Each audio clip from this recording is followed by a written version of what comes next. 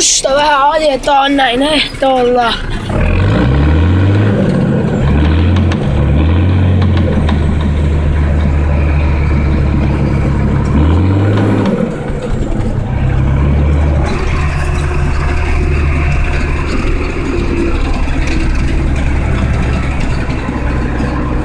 Mut se pitää sitten kyntää vuorokauden aikana, kattokaas niin. Kun Kusta nyt tänään ajan ton tyhjäksi, niin mun täytyy huomenna kyntää se jo. Se on niin pehmeitä onneksi, että se voi kyntää jo. Siitä se on aika hyvä.